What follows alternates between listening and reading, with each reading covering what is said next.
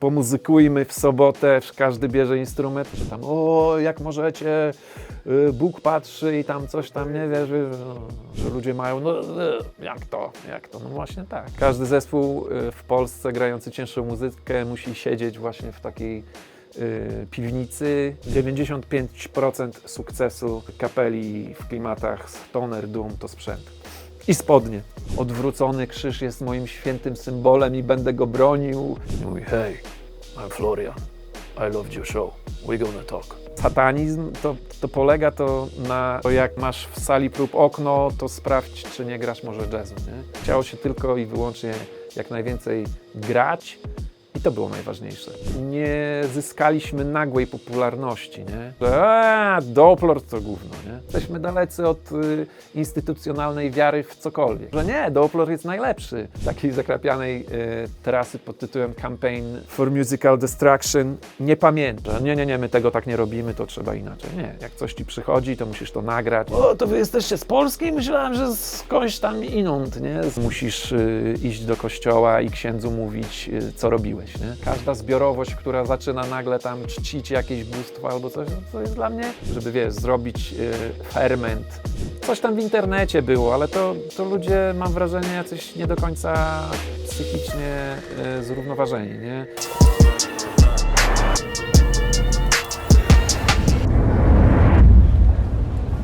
To już 5. odcinek. Czasem wydaje się, że muzyka zaczyna się od pierwszego riffu. Ale prawda jest taka, że zaczyna się dużo wcześniej, w głowie człowieka. Dziś spotykamy się z Piotrem Zinem, basistą, wokalistą doom-metalowego polskiego zespołu Doppler. Prawie 20 lat grania, setki koncertów i trasy, które potrafią jednocześnie wypełnić człowieka i go opróżnić. Rozmawiamy o tym, skąd bierze się muzyka, czy po tylu latach to jeszcze sztuka, czy już rzemiosło. O symbolach, które pojawiają się w metalu, również o tym kontrowersyjnym. Ale przede wszystkim to jest rozmowa o człowieku, o tym, co zostaje w środku, kiedy gasną światła sceny. No jeśli takie rozmowy mają dla Ciebie sens, zostaw komentarz, subskrypcję, to bardzo pomaga projektowi istnieć dalej. Ja się nazywam Piotrek Zin, gram i śpiewam w zespole Doppler.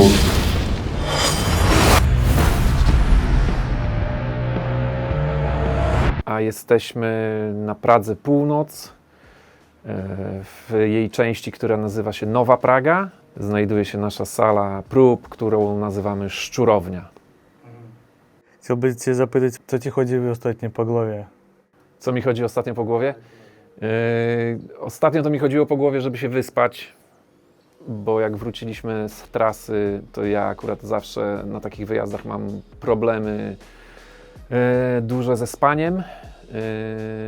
No, po kilku dniach to się uspokaja, ale zawsze pierwsze noce we własnym łóżku są tym, co mi chodzi po głowie, więc głównie to. No i też dużo rzeczy takich organizacyjnych miałem jeszcze do ogarnięcia po wyjeździe, więc byłem trochę zajęty liczeniem głównie, odpisywaniem na maile, no. Czyli takie sprawy zespołowe. Sprawy zespołowe, no tak. No a ze spraw niezespołowych, no to jak się wraca z trasy, to nikt ci nie daje 3 dni na jakby dostosowanie się, tylko od razu wkraczasz w swoje zwykłe życie, więc ja jako ojciec 2 dzieci od razu mam pobudkę o 6 rano, wyprawiam 2 dzieci do szkoły, robię im jedzenie, no i takie tam zwykłe życiowe tematy. Okej, no i jak w ogóle zaczęła się Twoja droga z tą muzyką, zespołem? Z muzyką to tak naprawdę od dziecka się interesuję muzyką, głównie pewnie dlatego, że mój ojciec się interesuje muzyką. I mój ojciec kiedyś przyniósł do domu takie organy marki Student bodajże. No i ja jako mały, tam chyba 6-letni chłopaczek coś mi ojciec zaczął pokazywać, w sensie to jest akord, to możesz tak zrobić, a to tak, no to ja zacząłem to robić i mój ojciec się do tego zapalił, że musisz iść uczyć się, nie? I to niestety wydałem na siebie wyrok na ładnych kilka lat, bo nienawidziłem szczerze lekcji gry na pianinie. No ale tak to się zaczęło chyba mniej więcej. No oprócz tego słuchało się muzyki sporo w moim domu, no bo to w latach 80. tak naprawdę dużych innych możliwości spędzania wolnego czasu nie było, więc w telewizji mało co było, a mój ojciec akurat jakieś tam pieniądze miał, więc kupił w miarę dobry zestaw do odtwarzania muzyki. Zaraz potem był gdzieś w Niemczech i przywiózł jakieś pierwsze płyty kompaktowe, więc słuchaliśmy sporo muzyki, ja i mój brat, z płyt i kaset. I chyba tak to się zaczęło. Więc jesteś wychowany muzykalnie, tak powiem. Może nie aż tak, jak wiesz, jak się widzi urodziny Pospieszalskich, pomuzykujmy w sobotę, każdy bierze instrument, to u nas tak absolutnie nie było. Mój ojciec grał trochę na gitarze, miał tam swój zespół, jak był w szkole średniej, ale to nie było aż tak, jak się ludziom wydaje, że muzykalna rodzina. Takie raczej zwykłe rzeczy typu słuchanie muzyki i zauważenie, że ktoś być może ma talent, to go gdzieś tam wyślemy, żeby się czegoś nauczył, nie? Mimo że ta osoba, czyli ja, się zapiera i rękami i nogami, żeby tego nie robić, no bo ja jak sobie myślałem o muzyce, to nie wyobrażałem sobie siebie siedzącego za pianinem, nie? Tylko bardziej patrzyłem właśnie na zespoły, na wykonawców, że będę śpiewał, że będę grał na gitarze elektrycznej albo na perkusji na przykład, nie?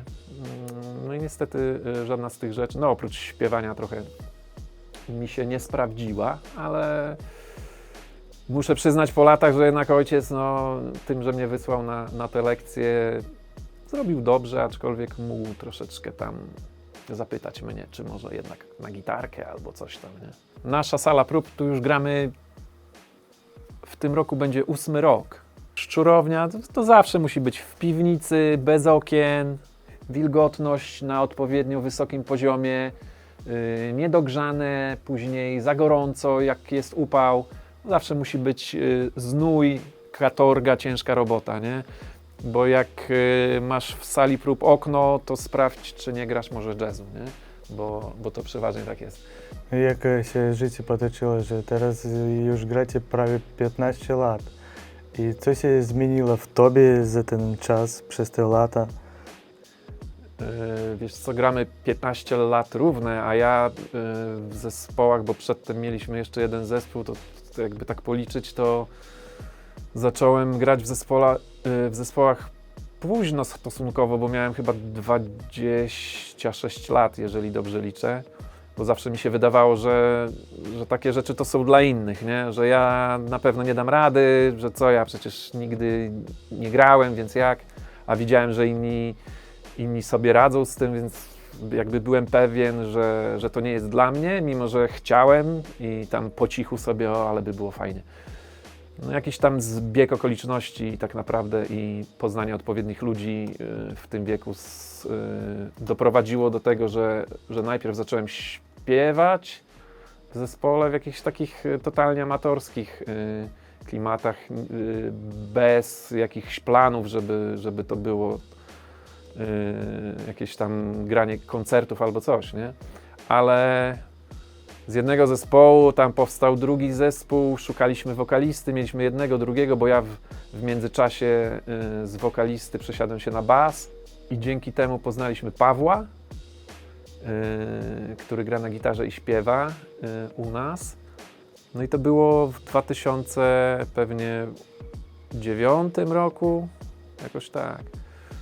No i to tak naprawdę są zawsze jakieś tam zbiegi okoliczności. No, Paweł był taką osobą, że jakby bardzo skorą do działania, nie? On był tym motorem, który mówił, no kurczę, gramy już 2 miesiące, powinniśmy sobie zorganizować jakieś granie, nie? Jakiś koncert. No to ja od razu, jaki koncert? Jezu, przecież to z czym do ludzi, nie? Ale doprowadził do tego, głównie on, I zagraliśmy z tym pierwszym zespołem bodajże 2 koncerty, a później też zbieg okoliczności. To była muzyka, której tak naprawdę żeśmy nie słuchali za bardzo, a słuchaliśmy wtedy głównie właśnie zespołów typu Electric Wizard, Sleep, wtedy wyszło pierwsze demo Windhand.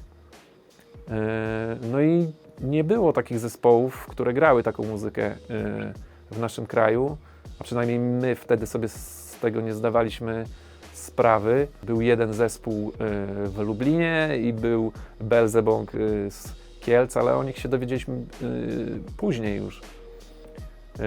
No więc z Pawłem przy okazji jakiejś tam spotkania przy piwku Paweł właśnie rzucił, a może my byśmy taki zespół sobie założyli, nie? Może ten, nie? Ja jestem Piotrek i gram w zespole na basie i śpiewam. Ja jestem Paweł i gram na gitarze i śpiewam. No i tak żeśmy zrobili i tak naprawdę jak ci się coś podoba i słuchasz tego, jakby jesteś w tym zanurzony, to bardzo łatwo ci przychodzi tworzenie, nie? Że jakby masz czas, chcesz poświęcać ten czas na to, więc my żeśmy te kawałki pierwsze, to głównie Paweł akurat je robił, to powstały bardzo szybko, nie? Więc od tego momentu jakby to się zaczęło toczyć swoim jakimś tam własnym tempem. No i tak jakby po kolei, nie? Graliśmy, później Paweł nam zorganizował koncert, później pojechaliśmy na pierwszy koncert do Warszawy, później się okazało, że mamy tyle tego materiału, że możemy płytę nagrać, więc nagraliśmy. Oczywiście wiesz, to były czasy, gdy taką muzykę w Polsce, taka muzyka przyciągała na koncerty od 15 do może 45 osób, nie? I mówimy o Warszawie na przykład. Masz 45 osób na koncercie w klubie Kotły, czyli obecnym Voodoo, tej małej scenie klubu Voodoo. No i tam graliśmy pierwszy koncert w Warszawie właśnie dla publiczności typu w porywach 50 osób, nie? I to zawsze były te same twarze. No ale na tyle nam się to podobało i na tyle tak naprawdę byliśmy przed kimkolwiek innym, nie? No bo były, tak jak mówię, 2 inne zespoły. Później się okazało, że jest ich więcej, bo już ta fala popularności przychodzi z Niemiec, czy tam z innych stron, głównie też przez internet oczywiście, nie? No i tych zespołów zaczęło powstawać sporo, ale my już byliśmy na tyle rozpędzeni, że jakby dawało nam to bardzo dużo satysfakcji i nie zauważyliśmy tak naprawdę momentu, że o kurczę, ten zespół coś dla kogoś innego niż my oznacza i możemy to robić, możemy, nie wiem, zarabiać pieniądze na tym, nie? Więc to się działo małymi krokami, ale na tyle szybko, że tak naprawdę ciężko było to jakby zaobserwować ten konkretny moment, nie? No ale to jakby mogę o tym mówić długo i wydaje mi się, że o wiele za długo. Na przestrzeni lat się staramy, oczywiście to przeważnie nie wychodzi, zabierać z koncertów pamiątkowe plakaciki, a tu jest plakat o tyle istotny, że zrobiony w ogóle przez Pawła. To jest pierwszy koncert, który zagraliśmy za granicą. To było w Wiedniu, w klubie Escape 22 marca 2013 roku. Grały 4 zespoły i bilet kosztował 14 euro na drzwiach. No, a tutaj dzień przedtem graliśmy w Sosnowcu i bilety kosztowały 10 zł. Takie to były czasy, drogie dzieci. Gimby nie znają. No. Okej, no a co dokładnie zmieniło się przez te 20 lat, jak ty jesteś w branży? Zależy mi o sprzęt, ludzi, jakaś różnica, które... No, są duże różnice. My jak żeśmy zaczynali, to żaden z nas nie miał tak naprawdę tego sprzętu, który by chciał mieć, nie? A to jest taka muzyka, gdzie wzmacniacz, kolumna, gitara, na jakiej się gra, wszystkie te efekty, to jest mega ważne, nie? To się na to patrzy, że o, ten gra na orężu, o, ten miał oręża, ten gra na tym laneju, który miał tamten, a ten coś tam, nie?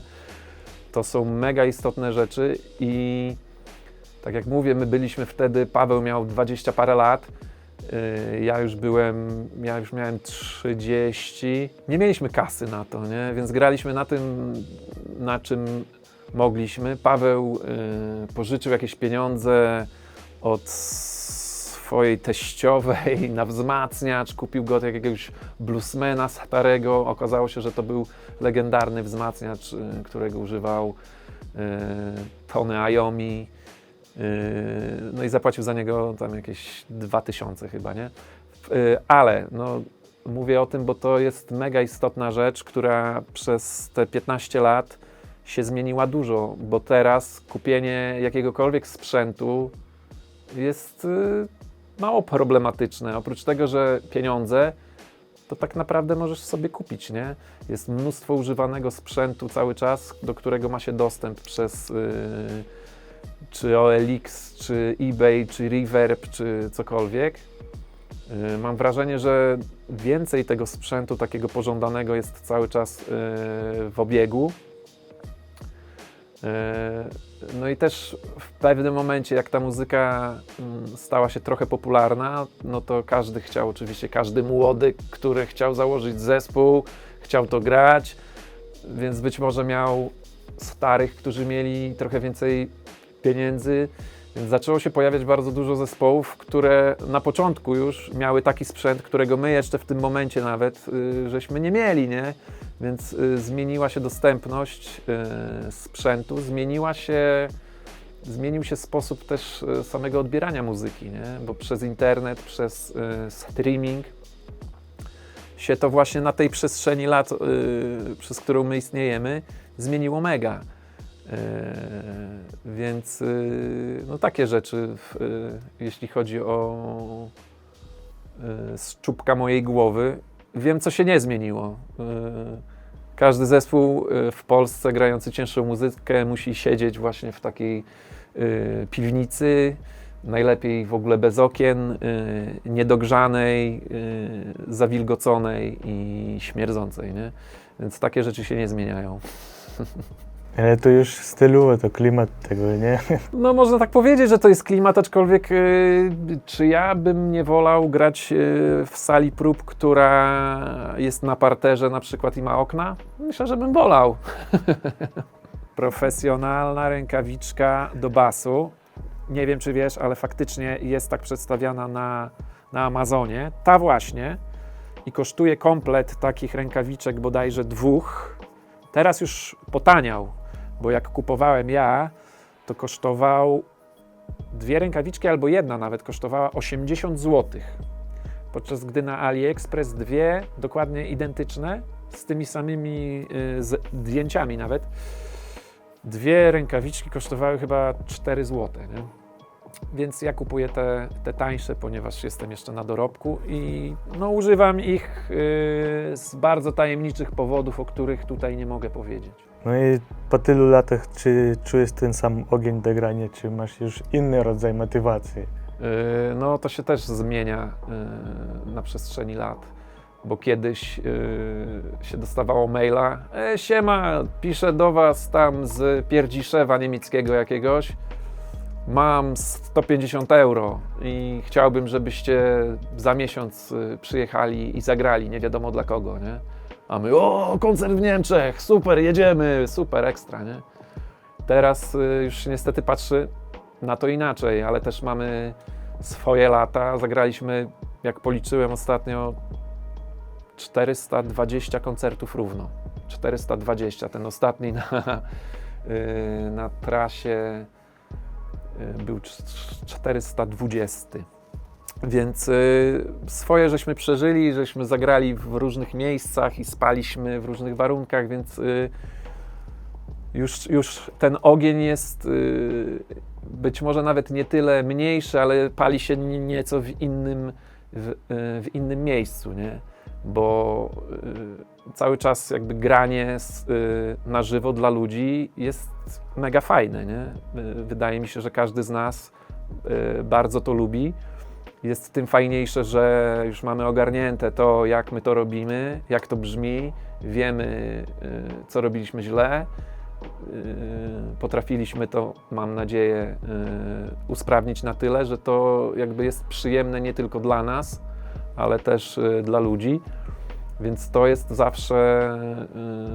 zawsze mega przyjemne i my czerpiemy z tego, mam wrażenie, dużo radości, nie? Z tym, że wolelibyśmy się wyspać w wygodniejszym łóżku niż podłoga w domku na wsi na Słowacji przy minus 17 na zewnątrz, w którym ściana jest cała oblodzona. Takie rzeczy też były, więc jakby zmieniło się nasze podejście co do być może wygód. Staliśmy się bardziej wygodnicy i możemy na tyle poprzebierać w tych ofertach, że faktycznie mamy te warunki zapewnione. To też jakby o tym nie wspomniałem, dla nas sytuacja się zmieniła diametralnie po tym, jak zaczęliśmy współpracować z agencją bookingową, czyli Doomstar Bookings, taka holenderska, bardzo prężnie działająca agencja. I oni nam właśnie zapewniają to, że gramy te koncerty i że one się odbywają w cywilizowanych warunkach i wszyscy są zadowoleni. Okej, czyli inny rodzaj motywacji już teraz masz. Delikatnie inny, chociaż ta motywacja do grania jest, no. Tylko że patrzę też na inne rzeczy. Jak jest człowiek młody i zagrał koncertów 5, to chce ich grać jak najwięcej. Jest mu obojętne, że gra 5. raz w Warszawie w ciągu 3 miesięcy. Nie patrzy na to, że ej stary, jak zagrasz mniej w tym roku tutaj, to być może przyjdzie więcej ludzi, może ci się może wiesz, to wyjdzie lepiej, nie? Może zagrasz w większym klubie. Może, wiesz, nie planowało się w ogóle. Chciało się tylko i wyłącznie jak najwięcej grać i to było najważniejsze. A później, wiesz, pojawiają się wokół ciebie ludzie, właśnie tak jak ta agencja, którzy mówią, okej, my wiemy jak to wygląda, mamy ileś set zespołów u nas, potrafimy tym zarządzać, żeby jakby było największe prawdopodobieństwo, że ludzie przyjdą i tak dalej, nie? Więc patrzysz na to jakby chłodniejszym okiem, nie? No ale chyba na tym polega zbieranie doświadczenia, nie? Ale to był koncert, na który przyszedł nasz późniejszy, pierwszy agent bookingowy, zanim żeśmy się związali z Doomstarem, bo też się to wydarzyło wszystko z biegiem okoliczności, jak zwykle u nas. Mianowicie wydawca naszej pierwszej płyty na winylu znał Floriana, który podówczas był jednym z agentów w agencji Doomstar i Florian przyszedł na nasz koncert, nie mówiąc nam w ogóle o tym, ja o tym zupełnie zapomniałem i jak już żeśmy nosili graty ze sceny do busa, to taki wielki chłop mijał mnie w drzwiach i mówi: "Hey, I'm Florian, I loved your show, we're gonna talk." Okej. No i tak naprawdę to bardzo dużo, jeśli nie wszystko zmieniło, jeśli chodzi o nasz zespół. No i po tylu latach często spotykasz się ze ścianą. Jak to było u ciebie? Czy był moment, kiedy myślałeś, że mam dość tego? No, takich momentów mam wrażenie od początku. Zawsze się ma.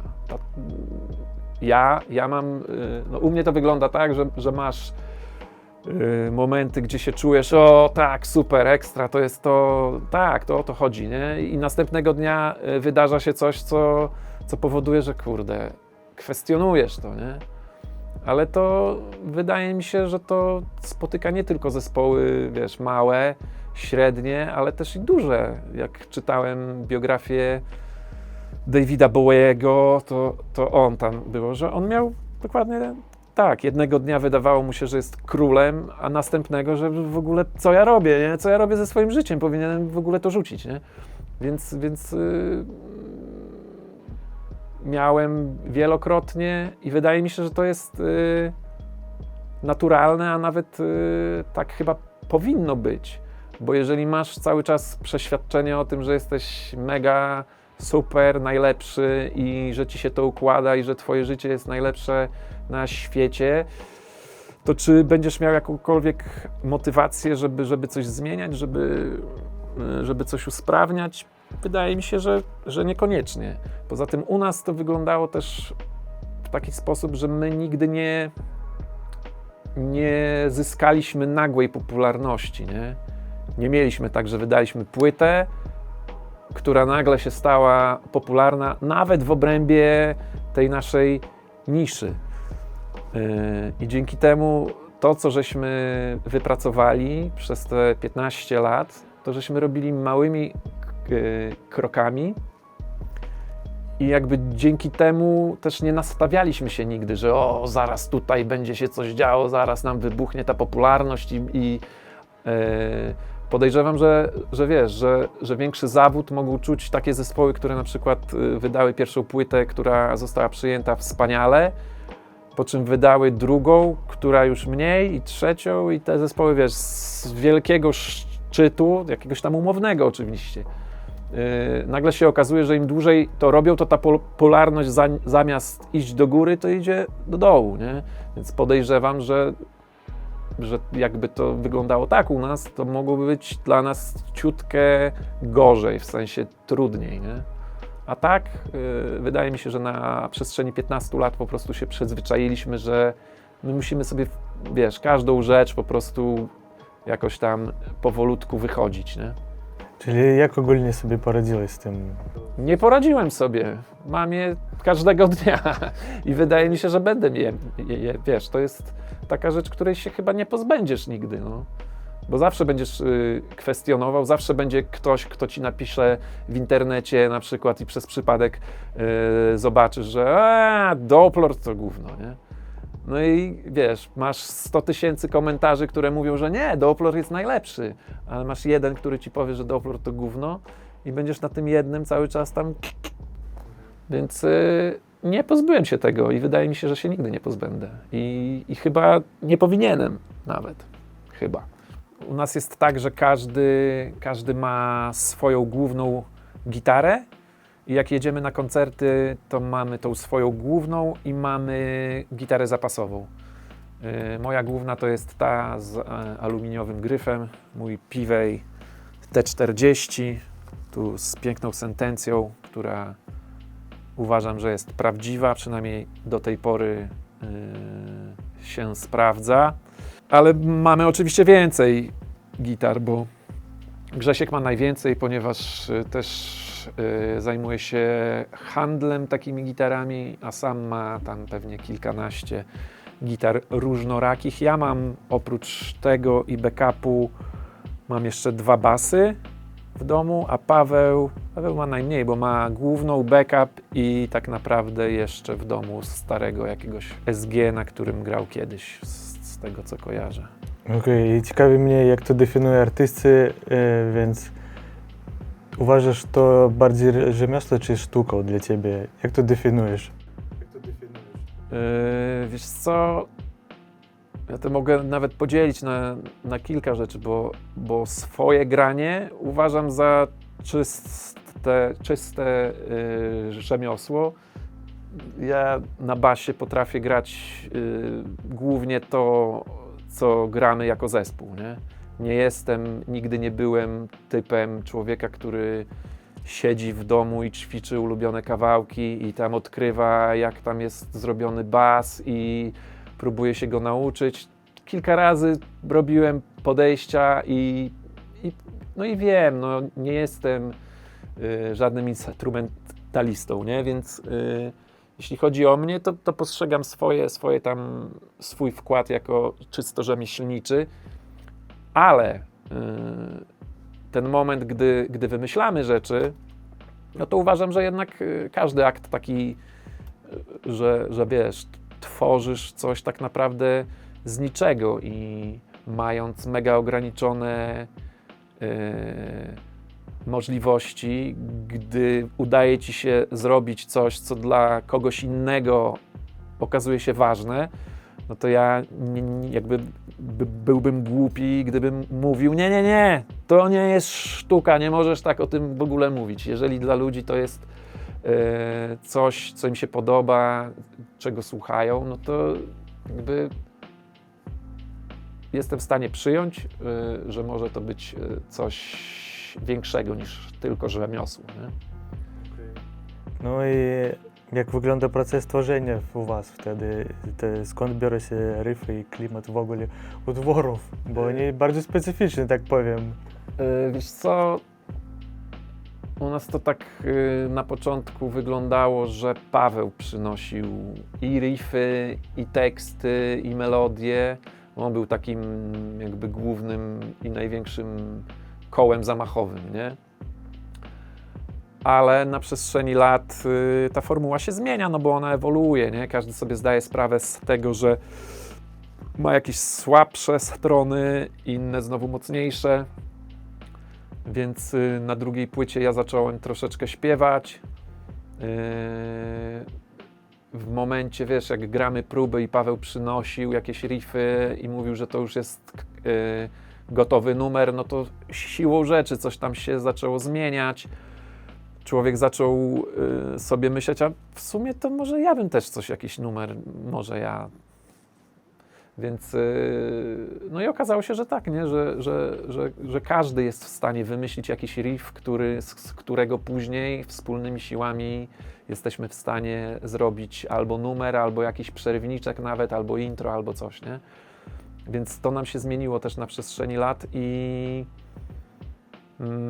teraz jest tak, że albo przynosimy gotowy numer, albo coś wymyślamy na próbie, ktoś rzuci jakiś riff i się okazuje, że jest na tyle fajny, że zaczynamy go ogrywać od razu i już mamy, wiesz, jest na tyle dobry i jakby świeci sam takim jakimś światełkiem, które cię prowadzi, nie? Że a później będzie to, a później zrobimy tak i tu. Więc to czasem wygląda tak, ale jakby jednego przepisu na to nie ma. My to robimy różnie i wydaje mi się, że trzeba być zawsze otwartym, nie? Na to, że nie, my tego tak nie robimy, to trzeba inaczej. Nie, jak coś ci przychodzi, to musisz to nagrać, musisz to jakoś w jakiś sposób zapisać i być może później, nawet często bywa, że nie tego dnia, nie w tym tygodniu, nie w tym roku nawet, nie? Ale masz jakiś stary pomysł nagrany albo zagwizdany, patrzysz, o kurczę, przecież no faktycznie było coś takiego, nie? I jakiś pomysł sprzed 5 lat okazuje się, że o spoko, taki numer będzie, nie? Więc zmienia się to i robimy to na różne sposoby. Jak dla mnie to jest mega istotny, niemalże 5. członek naszego zespołu, a mianowicie to tak naprawdę to Paweł to wymyślił i opracował i później żeśmy to dopracowywali na przestrzeni lat. I jest to taka skrzyneczka, która pozwala nam samym robić sobie monitory, a korzystamy z monitorów dousznych i dzięki temu nie musimy korzystać z monitorów tych głośników na scenie, co z kolei sprawia, że praca realizatora frontowego jest o wiele prostsza, a dźwięk, który się wydobywa z nagłośnienia, jest pełniejszy, ponieważ on nie musi wycinać częstotliwości, które się sprzęgają w monitorach, nie? I dzięki temu my przyjeżdżamy sobie na koncert, opinamy to kablami, stąd wychodzą, jakby tutaj wchodzą wszystkie te sygnały, które my chcemy mieć w uszach, typu gary, bas, 2 gitary, 2 wokale i sampler i metronom, a stąd wychodzą do poszczególnych wzmacniaczy słuchawkowych, które mamy. Piotrek ma przy perkusji, a każdy z nas ma w pedalboardzie. I stamtąd kabelek idzie z gitarą i z przewodem słuchawkowym. Łączymy sobie słuchawki i za pomocą aplikacji na telefonie sterujemy sobie poziomami, czyli co tam dać głośniej, a co ciszej. Dzięki temu tak naprawdę nasza próba dźwięku potrafi trwać już po rozstawieniu się 5 minut. nie? Jak już są zrobione brzmienie garów i wszystkiego, to sama próba jakby z ustawieniem naszych odsłuchów potrafi trwać dosłownie 5 minut, więc mega oszczędność czasu, ale przede wszystkim zawsze wiesz, co grasz, nie? Jak żeśmy grali bez tego, to po 3 numerach, jak wiesz, masz głośne gitary, głośne blachy, stoisz na scenie nie za dużej, to po 3 numerach twoje uszy już nie działają, nie? I się zastanawiasz, czy ja śpiewam do tego, co powinienem, czy ja może w tym momencie fałszuję jak nie wiadomo co. Dzięki temu cała wina za złe wykonawstwo spada na nas już. Realizator nie ma z tym nic wspólnego, że my coś źle usłyszeliśmy albo coś. To wszystko my. Więc wydaje mi się, że to nam usprawniło i polepszyło nasze możliwości wykonawcze o nie 100, tylko jakieś tam 500, 1000, 10 000% albo i 1 000 000 nawet. 2 pasywne splittery, które dzielą po prostu sygnał. Tu wchodzą, z tyłu wychodzą do realizatora frontowego, a tu wychodzą do naszego miksera, z którego wychodzą z powrotem na nasze uszy. I tyle. Nie używamy odsłuchów bezprzewodowych, bo one też potrafią być zawodne, a żeby były niezawodne, to kosztują pewnie jeden odsłuch tyle, co całe to wszystko. Więc jest to rozwiązanie tanie i pewne i dobre. Okej, więc wróciliście jeszcze właśnie z trasy z Napalm Death. Czy był jakiś może moment z trasy tej ciekawy, nie wiem, szczególnie zapadł ci w pamięć, może Tam coś? było mnóstwo historii. Wiesz co, poznaliśmy mega fajnych ludzi. Wysłuchaliśmy tylu opowieści, że ja musiałbym naprawdę się zastanowić dłużej, co opowiedzieć. Wydaje mi się, że w ogóle całe takie przedsięwzięcie, czyli taki miesięczny wyjazd, jest na tyle grubym doświadczeniem, że to jako całość to jest no po prostu mega przeżycie, nie? Ale co mogło być fajnego? No raz Piotrek, który zastępował Grześka jeszcze wtedy na gitarze, uratował mi życie, gdyż przed klubem w Antwerpii nie patrząc wyszedłem na ścieżkę rowerową, po której jechał skuter z prędkością, nie wiem, tam z 80 chyba na godzinę, więc mi uratował życie. Wiesz co, raz musieliśmy przepychać samochód w Szkocji, który blokował, więc tour manager na szybko pożyczył od jakiegoś chłopa, który właśnie rozładowywał towar, pożyczył taki wózek paletowy, żeśmy unieśli to auto na tym paleciaku i żeśmy je przesunęli, a jeżeli pytasz o akcję typu, że ktoś coś odwalił, no to było tego tyle, że i nie mogę niestety mówić konkretnych nazwisk, ale było grubo, no. Wokalista Warukers to jest człowiek, instytucja, jeżeli chodzi o imprezowanie, więc my też nie pozostawaliśmy w tyle, jak się okazało. Tour manager powiedział, że takiej zakrapianej trasy pod tytułem Campaign for Musical Destruction nie pamięta, nie? A ja mówię, ale ze względu na kogo niby? No ze względu na was, nie? Ja mówię, ale my wcale tak dużo nie pijemy teraz, my już żeśmy się uspokoili. A on, aha, więc no tak mi się wydaje, że jakichś tam wielkich ekscesów to nie było jednak, no. I jesteśmy na tyle zorganizowani już, że no, że jednak mamy takie półprofesjonalne podejście, że jednak tam nikt nie dał ciała, nie? No, ale musiałbym to, wiesz, przelecieć dzień po dniu, co tam było, bo było po prostu tego za dużo, żeby... Okej. No i ogólnie jakie masz relacje z widzami, z subskrybentami, nie wiem, czy może ktoś cię stalkeruje, może ktoś ci pisze co dzień, że kocham cię, nie wiem, coś jeszcze takiego, wiesz. Wiesz co, na szczęście nie mieliśmy, znaczy były jakieś tam akcje typu, wiesz, ktoś komuś się tam odkręciło, ale to nawet nie na zasadzie, że ktoś miał to do zespołu, nie? Teraz na szczęście odpukać nie mamy żadnych psychofanów takich, którzy by nam, wiesz, wjeżdżali jakoś tam masakrycznie na głowę.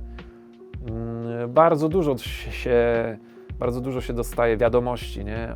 Od ludzi z całego świata, którzy właśnie odkryłem wasz zespół albo coś tam. Albo się dostaje wiadomości po angielsku od kogoś z Polski, nie? Kto myśli, że jesteś zespołem tam. To wy jesteście z Polski? Myślałem, że skądś tam inąd, nie? Z Anglii albo tam. Więc takie rzeczy. Ogólnie chyba mamy dobre relacje z naszymi fanami, których spotykamy w przestrzeni internetowej. Ja też się staram, jak widzę, że coś tam się dzieje niedobrego, na przykład, wiesz, w komentarzach, no bo różni są ludzie, nie? Przychodzą, żeby zwrócić uwagę głównie na siebie, nie? No to ich ukrywam, nie? Niech tam sobie, nikt o tym w ogóle nie wie, ja to, wiesz, ja to robię na bieżąco, nie? Bo dostaję powiadomienie, więc bardzo często, zanim ktokolwiek jest w stanie zobaczyć jakiś komentarz totalnie oderwany, to ja go ukrywam, nie? Okej, bardziej na żywo jakieś wypadki, czy zdarzały się od psychofanów, bo mówisz, że już jakby nie ma. Czyli wiesz byli co, jakieś, nie? Wiesz co, wydaje mi się, że po pierwsze kontakt z nami po koncercie na większych koncertach jest o tyle utrudniony, że ja idę od razu na merch, chłopaki zwijają graty i potem jak zwiną graty, oni idą sobie przeważnie na backstage, nie? Więc tam ludzie nie mają za bardzo dostępu, a ja uchodzę za osobę, która nie jest za bardzo sympatyczna, nie? Przynajmniej ludzie mnie tak przeważnie odbierają, nie? Więc ja żadnych psychofanów nie miałem. Miałem jakieś tam sytuacje na merczu, że ktoś był, wiesz, odrobinę za bardzo pijany, próbował jakieś rzeczy przejąć kontrolę jakby nad tym, co się dzieje, ale to raczej byłem w stanie sobie poradzić za każdym razem, więc nie mieliśmy takich akcji chyba za bardzo i mam nadzieję, że nie będziemy mieli. Okej, i czy ogólnie taka trasa już Cię wyczerpuje, czy nie wiem, bardziej budują możliwe? Wiesz co, to idzie dwutorowo, nie? No bo masz cały czas wrażenie, że to jest bardzo dobre dla twojego zespołu, no bo za każdym razem jak ktoś nowy się dowiaduje o twoim zespole, to twoja popularność się zwiększa i jest to mega wyczerpujące. No jest to mega wyczerpujące, jeżeli jesteś w trasie 31 dni bodajże, czy 2, bo tyle byliśmy, no to jest wyczerpujące, jeżeli do tego dodasz taką osobę jak ja, która ma kłopot, wiesz, ze snem, no to ja przez pierwsze 5 dni to spałem może w sumie z 5 godzin, nie? Więc już jesteś taki troszeczkę wyczerpany, nie? Ale później się to jakoś unormowało i już było w miarę okej, mimo że no zawsze tego snu jest odrobinę za mało, być może trochę za dużo imprezy, wiesz, dużo czekania też takiego, wiesz, z racji tego, że masz bardzo jakieś tam takie momenty typu 2 godziny czekasz na coś albo 1,5 godziny na coś innego, no to siedzisz w telefonie, mózg ci się grzeje, więc to jest wyczerpujące, ale wydaje mi się, że po tygodniu odpoczynku większość zespołów już jest zregenerowana na tyle, żeby mogła spokojnie jechać w kolejny miesiąc, nie? W naszym gatunku muzycznym bardzo istotną kwestią jest sprzęt, więc im więcej sprzętu, tym lepiej. Im więcej go się zabiera na koncerty, tym lepiej. Jak ludzie widzą 15 kolumn i 40 wzmacniaczy, to zawsze jest większe wow niż jak widzą tylko jeden. Kiedyś żeśmy bardzo, bardzo na to zwracali uwagę i myśleliśmy, że to jest mega istotne. Graliśmy na 2 full stackach, czyli zestaw 2 kolumn gitarowych i wzmacniacz po każdej ze stron i lodówa, taka duża paczka basowa i wzmacniacz. Raz nawet chyba zagraliśmy koncert taki, że były 2 lodówy po 2 stronach i 2 full stacki i to było po głosie, ale jak jak zobaczyłem, jak pierwszemu rzędowi zrywa twarz ze skóry, to już pomyślałem, że może to ciutkę za dużo. Poza tym bardzo to ciężkie wszystko jest. Więc teraz już przeważnie gramy na jedną kolumnę, aczkolwiek jak jest duża scena i możliwość, to 2 kolumny wjeżdżają. No i mamy oczywiście więcej tego, no bo przez lata żeśmy nakupowali tego sprzętu sporo i nie po to kupowaliśmy, żeby sprzedawać, to jest nasza złota zasada.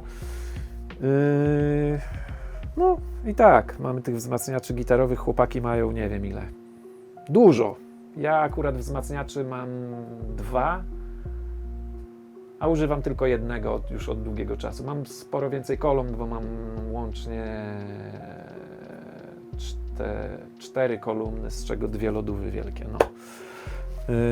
No i gitary oczywiście też, każdy ma tam po 50, nie? Nie wiadomo po co. I tak, sprzęt najważniejszy. 95% sukcesu kapeli w klimatach stoner, doom to sprzęt. I spodnie. Okej. No i chciałbym zapytać, bo trochę mnie to rozbawiło, bo w twoim bio na Instagramie jest napisane Hippie Killer. A na koncertach często grasz w takich bardzo hipowskich spodniach, wiesz, szerokimi nogawkami, więc skąd się wzięło to Hippie Killer i o co chodzi? Wiesz co, Hippie Killer to wziąłem tak naprawdę z koszulki, w której Ozzy Osbourne występował w swoim reality show kiedyś. On miał taką koszulkę i to właśnie pasuje do tego, co ty mówisz, nie? No bo oni grali w czasach, gdy ci hipisi byli wszechobecni i oni, czytając właśnie biografię czy Ozzy'ego, czy zespołu, mieli do tych hipisów takich pokój, bracie, miłość, to oni nie za bardzo ich lubili, ponieważ wywodzili się, wiesz, z jakichś tam właśnie robotniczych okolic, gdzie pokój i miłość nie było pierwszą potrzebą, nie? Tylko, nie wiem, włożenie sobie do garnka czegoś albo niedostanie oklepu od tam, nie wiem, kogokolwiek. Więc ja też tak naprawdę takie podejście wydaje mi się bardziej urealnione, więc stąd się wzięło i wydaje mi się, że jest całkiem właśnie takie zabawne, nie? A to zestawienie z dzwonami to tym bardziej, nie? Że ludzie mają, no jak to? No właśnie tak. Okej, skoro już mówimy o scenicznej estetyce i symbolach, w waszej muzyce pojawia się też motyw szatana. Jak ty sam rozumiesz tą symbolikę? Wiesz co, ja jestem bardzo daleki od kościoła w tym momencie, ale też jestem daleki od jakby jakiegoś takiego, od takiej wiary, nie? W jakieś tam symbole, w jakieś nie wiadomo co, nie? My używamy tego, mam wrażenie, po to, żeby denerwować tych ludzi, którzy właśnie są mega bogobojni i wydaje im się, że to grzech i że pójdziesz za to do piekła albo coś, nie? Więc to głównie po to robimy, a równie dla mnie, jeżeli już bym musiał na poważnie mówić o terminie typu satanizm, to polega to na wierze nie w coś poza tobą, tylko w ciebie, nie? Co jest o tyle trudniejsze w życiu, że wiesz, że cokolwiek się przydarza, zależy od ciebie. Nie zależy tam o to, jak Bóg mi pozwoli, to coś tam. No nie, albo się zepniesz i tego dokonasz, albo nie. Więc to głównie ja bym to rozpatrywał, a ta symbolika jest mega ładna. Mi się ona bardzo podoba, jej taka mroczna otoczka i to, jakie wywołuje emocje u ludzi, jest po prostu dla nas mega atrakcyjny. Czy chodzimy na czarne msze i tam... No nie, bo jesteśmy dalecy od instytucjonalnej wiary w cokolwiek, nie? Więc każda zbiorowość, która zaczyna nagle tam czcić jakieś bóstwo albo coś, to jest dla mnie mega podobne do tego, od czego uciekałem, nie? czyli od tam katolicyzmu i takiej instytucjonalnej wiary w Boga i tego, że musisz iść do kościoła i księdzu mówić, co robiłeś, nie? Więc to są dla mnie na pewnym poziomie podobne rzeczy, nie? Okej, czyli to jest nie tylko jakiś symbol dumu i w ogóle muzyczny, jakiś, nie wiem, jak protest, to jeszcze bardziej jakieś dla ciebie oduchowione coś takiego. No właśnie, to właśnie nie jest. Ja bym tak tego nie rozpatrywał, że te symbole to są dla mnie jakieś, znaczą jakąś, jakby coś więcej niż faktycznie to jest. Czaszki, kozły, odwrócone krzyże, one jakby emanują jakąś atmosferą i ta atmosfera jest dla mnie mega istotna, bo ona buduje jakiś tam klimat, ale nie postrzegam tego jako, wiesz, odwrócony krzyż jest moim świętym symbolem i będę go bronił, no bo to jest jakby dokładnie to samo, z czego ja się śmieję, wiesz, że to krzyżyk, wiesz, jest to, jak się nad tym zastanawiałem, to jest to dla mnie atrakcyjne dlatego, że wywołuje u innych ludzi, niektórych, bardzo silne emocje, nie? Niekoniecznie wcale emocje pozytywne, nie? Anton Szandor-Lewin, czy ty go znasz w ogóle? Jego Tak. książki czytałeś Tak, być może? nie czytałem całości, ale wiem jakby kim był i to, na jakiej zasadzie on działał, to też jest interesujące o tyle, no bo on jakby podchodził do tego i to skomercjalizował, nie? On dzięki temu zarabiał pieniądze też, więc ten jego szatan i ten jego diabeł też był taki, jak dla mnie, trochę z przymrużeniem oka, mimo że tam, wiesz, czarna msza i robimy.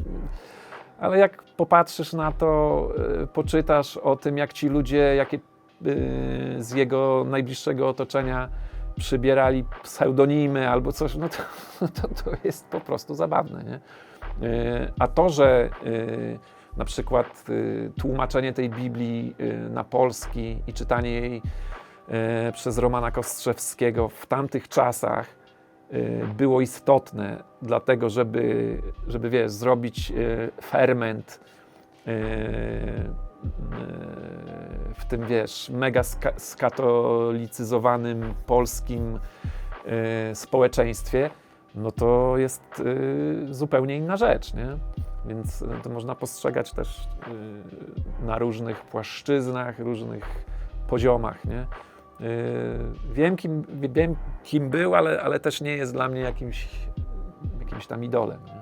Okej. Czy może coś związanego z tym szatanizmem w ogóle miecie, że może jakiś ktoś chodził z, nie wiem, koncertu, kiedy wy zaczynacie grać Hail Satan, wiesz? Wiesz co, nie było tak nigdy, mam wrażenie, głównie dlatego, że gramy dla ludzi, którzy wiedzą. Ci ludzie, no przeważnie tak jest, ci ludzie, którzy by z tym walczyli, bardzo często mają pod górkę z językami obcymi, nie bardzo wiedzą na przykład, że my właśnie jesteśmy z Polski nawet, więc i przede wszystkim jesteśmy, mam wrażenie, o wiele za małym zespołem jeszcze, nie? Żeby to kogoś w ogóle obchodziło. My z tego tytułu nie mieliśmy jeszcze żadnych akcji. Coś tam w internecie było, ale to ludzie, mam wrażenie, jacyś nie do końca psychicznie zrównoważeni, nie? No bo ja zawsze staram się wybadać, czy to w ogóle ma jakieś podstawy, to co ci ludzie piszą, kim oni są, i ktoś po prostu w komentarzach pisał coś, że no wiesz jak to jest, że tam jak możecie, Bóg patrzy i tam coś tam, nie wiesz, że nie dostąpicie, ale jakieś tam rady i w ogóle co powinniśmy robić, żeby się z tego jakoś wywikłać i jakieś kompletnie niedorzeczne rzeczy. No. To było narysowane przez jakąś naszą fankę ówczesną z Krakowa, z tego co pamiętam, bo zagraliśmy koncert w Krakowie I napisała do nas bodajże na Facebooku dziewczyna, że ona by chciała wykonać dla nas taki portret. Mówię, że no spoko, nie? Co mogę powiedzieć? Jestem tutaj najbardziej chyba podobny do siebie. Najmniej mnie poturbowały te mutacje, ale no tak. Często nam się zdarza na ten plakat patrzeć i się uśmiechać. No. Okej, no i ogólnie to jest w ogóle sceniczny wizerunek, to wszystko, ten klimat tego zespołu, czy poza sceną ty jesteś taki sam, nie wiem. Nasz ten wizerunek sceniczny, mam wrażenie, że to nie jest jeszcze jakiś tam, wiesz, to, że ja założę spodnie w paski, no to jakby okej, nie? Nie malujemy twarzy, nie wjeżdżamy motocyklem na scenę nawet, ani nic, więc jakby nasz wizerunek za bardzo się nie zmienia poza sceną. Okej, no więc jakim jesteś poza muzyką? Czym się zajmujesz się? No ja poza muzyką tak naprawdę się zajmuję tylko domem, nie? Bo ja jestem tą osobą w zespole, która się zajmuje wszystkimi tymi rzeczami poza graniem, nie? Czyli ja jestem od jakichś tam organizacyjnych spraw, od merchu, od zamawiania tego, od prowadzenia sklepu, od prowadzenia Facebooka, Instagrama, Spotify i tak dalej, kontaktów naszych z wytwórnią, z agencją, z grafikami, z jakimiś tam organizatorami koncertów i tak dalej. Więc oprócz tego ja zajmuję się po prostu domem, nie? Jestem typową matką Polką, która gotuje, sprząta, prasuje, no, zajmuje się dziećmi i tak dalej. Okej, czyli nie masz jakiejś pracy poza muzyką? W obecnym momencie nie mam. Na przestrzeni lat miałem różne zajęcia, pracowałem głównie w kulturze i w jakichś tam eventach takich, wiesz, przy nagłośnieniu albo przy jakiejś tam produkcji tego typu rzeczy, ale od kilku lat tego nie robię już i mam nadzieję, że nie będę musiał. Jak ze sportem wygląda u ciebie? Ze sportem u mnie ostatnio wygląda tak naprawdę nie najgorzej, mam wrażenie, bo od jakiegoś tam czasu staram się dużo jeździć na rowerze, co też widać po moim wystającym obojczyku, gdyż doznałem we wrześniu kontuzji, spadłem z tego roweru i sobie naderwałem więzadła i mam takie coś, co akurat jest mało fajne, ale nadal jeżdżę na rowerze, więc właśnie się zaczyna kolejny sezon dla mnie. Nie jakoś tam wyczynowo absolutnie, ale jako, że mieszkam w podwarszawskiej miejscowości, gdzie nie za bardzo jest infrastruktura typu chodnik, więc w bardzo dużo miejsc, żeby się przemieścić w miarę szybko, korzystam właśnie z roweru. Dużo chodzę, staram się. I to są takie właśnie sporty niewyczynowe dla, wydaje mi się, ludzi w moim wieku, nie? Czyli żadnych tam wyczynów nie uprawiam, a po prostu staram się codziennie ruszać, nie? No i tyle. Poza tym co? Od czasu do czasu na basen, ale to z dziećmi i wcale nie wyczynowo też. Okej, no i na koniec lubię zostawić takie trochę filozoficzne pytanie, więc gdybyś miał zostawić po sobie jedną myśl, jaką by była? Jedną myśl. Tak, po sobie. O kurde. Nie wiem, wydaje mi się, że tak jakby się każdy miał do niej zastosować, to może nie rób drugiemu, co tobie niemiłe. Nie wiem. No tak mi się wydaje, że jeżeli się ludzie by mieli do tego zastosować, być może by to zmieniło ten świat na lepsze, a nie jest to skomplikowane, nie? O. Czyli okej, no i bardzo dziękuję ci za rozmowę. Bardzo dziękuję. Mam nadzieję, że było szczerze. No tak, ja zawsze. No i dziękuję. Na scenie jest wszystko proste. Jest dźwięk, światło i kilka minut, w których człowiek może być kimś innym. Poza sceną zostaje cisza i może właśnie tej ciszy najlepiej słychać, dlaczego ludzie grają muzykę przez 15 lat, a czasem przez całe życie. To był 5. odcinek. Jeśli ta rozmowa była dla Ciebie interesująca, zostaw łapkę w górę. Daj znać w komentarzu, która myśl z tej rozmowy została z Tobą najbardziej. Do zobaczenia. Cześć! Dobra. Dzięki.